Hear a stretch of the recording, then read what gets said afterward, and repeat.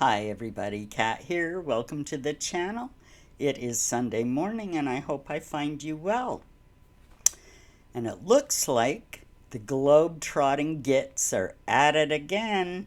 That's right. Rumor has it that their next faux royal tour is going to be in Botswana.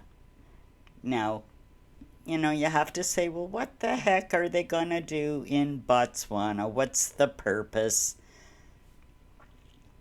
We know that in Colombia, the premise was internet safety, and completely ridiculous given that it's such a poor country and most people don't have, they're not worried. They're not worried about online safety. They're worried about safety walking down the street, safety in their own home. It's a very corrupt country. The whole thing was a sham, and we know it.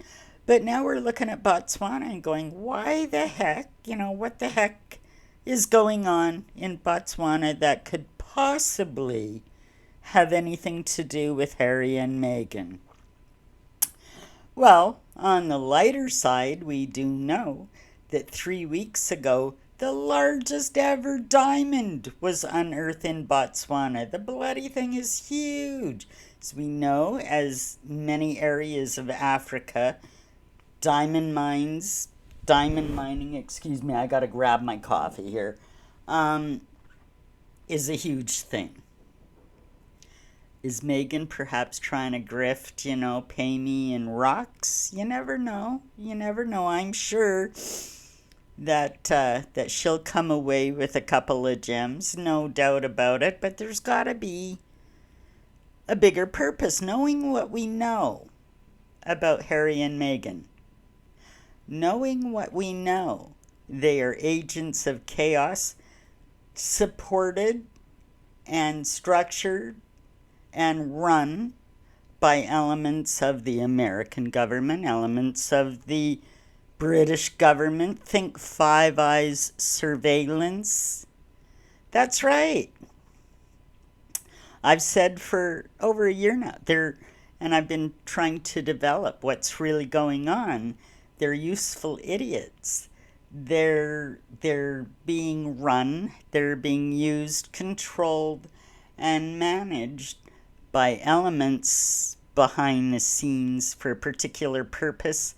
We've gone into the World Economic Forum. We've gone into the elite's plan to feudalize the world.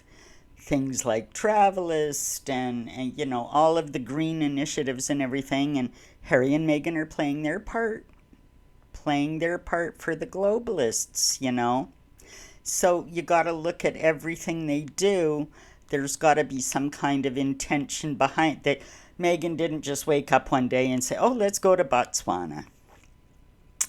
Well, I've unearthed something that might be of interest, could have something to do with it. It's just speculation on my part, but we're not sure. Now, here we go. I'm going to read you an article that I found. Botswana and the U.S. firm partner to conduct border pathogen monitoring. Now, we know that during COVID, who was it? Meghan and Harry, oh, come to our site. We're going to tell you everything about, we'll keep you abreast of all the information about the vaccines and this and that and everything else. It was a one-off. They really did nothing, but they, of course, had to make their voice heard. Well, now, could they be being used to promote a worldwide surveillance grid? Let's take a look at the article. Gaborone, Botswana, and an American biotech firm, Ginkgo Bioworks, have partnered to conduct pathogen surveillance at the country's entry points. Health officials say the proactive move is meant to safeguard public health as the world faces emerging disease threats. Now, this is coming at a time that I find very interesting. when you do the research and you discover that even Canada is dumping all their vaccine stocks because it's all coming out, guys, how dangerous it is. It can't be hidden anymore. The the jab that they pretty much tried to coerce everybody to take, I did not. I did not. I stood my ground. But many, many people did, and many, many people are paying the price for it. And the government, it's starting to crumble because it's starting to come out. But here we go. Here we go. We have heard lately, oh, there's mpox. Oh, there's this, that, and the other coming out of, they just can't wait. They can't wait for another out of control situation where they have to step in with medical intervention, let's just say. So let's go on. In a statement Wednesday, the Ministry of Health spokesperson Christopher Nyanga said a pathogen monitoring program is critical to detecting similar emerging health threats. Now, these names are tough, forgive me. Dr. Matashi Mazmuduma, a public health expert, said the pathogen surveillance program will complement existing strategies to prevent disease threats. The initiative by the Ministry of Health is a very welcome development in the sense that it is at least demonstrating that they are embracing traditional methods of surveillance and disease detection. Plus, at the same time, they are looking at other innovative ways of disease detection, he said. Going on with the article, through the collaboration, Boston-based Ginkgo Bioworks will work with the Ministry of Health to collect and monitor travelers' samples. Nasal swabs will be used to collect the samples. So to travel in and out, you're going to have to submit to testing. This is just the same that they did with the pandemic, right? The public let them get away with it once. Here we go. Now we got to expand it for other things, right? Quoting the article again, Nango said testing will be done on a voluntary, anonymous basis. That's what they told us to. Well, yeah, we're not going to force you to do it, but it's going to be the same kind of thing. We're not going to force you to do it, but hey, you don't have freedom to travel if you don't. That's your choice. You're making a choice. I made the choice. To hell with them. But here we go. Here we go. It's starting again. It's starting again. Are Meghan and Harry agents of change, agents of chaos to help bring this worldwide? Let's read on. Quote, perhaps if non-invasive, non-intrusive, the technique should be compulsory. This is what they're saying. They're saying it's voluntary, but it should be compulsory. And you know what? A swab up your nose is not non-invasive. Okay? So they're lying to you already, and they're telling you what they're planning to do already.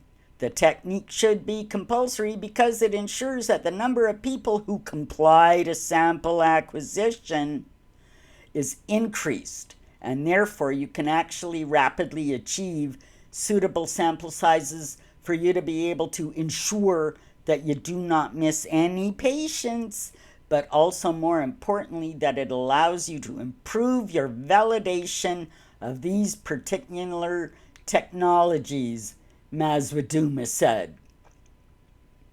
Botswana and Ginkgo Bioworks previously collaborated in a 2022 pathogen monitoring program to detect new and emerging COVID-19 variants. So here we go. Here we go. This is the plan. This is the plan. They're starting there. You're going to have to provide a sample, only voluntary, but we know what that means. Yeah. Compliance. See how many people complied. This is another. The original pandemic was a beta test for compliance. See how far they could go. See what they could get away with. And in the meantime, injure a whole bunch of people. They're also for depopulation. So perfect planning. And we know Bill Gates.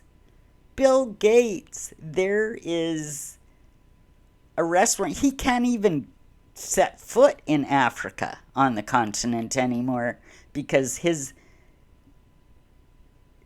health programs have done so much damage that he's considered, criminally responsible for all kinds of things. But here we go again. So they're telling us up front the key and the what they're shooting for is full compliance, right? And then they can spread it out. This is again restriction on travel, compliance for medical intervention that, as an autonomous person, you should not have to submit. Same thing all over again. They are gearing up. They are gearing up for another one. And Harry and Meghan, I fear, might just be part of the whole plan. We'll have to wait and see. We'll have to wait and see when this trip comes around whom they actually meet with. Who actually invited them? What is the theme? If I'm right, we got another thing coming, and Harry and Meghan are right in the thick of it. Do your research, guys. It's happening. It's happening again. Hope you liked this video and found it informative. Hit the like button, subscribe, share this video, turn on your notifications, and leave me a comment. I want to know what you think about all of this. Have a great day, everybody.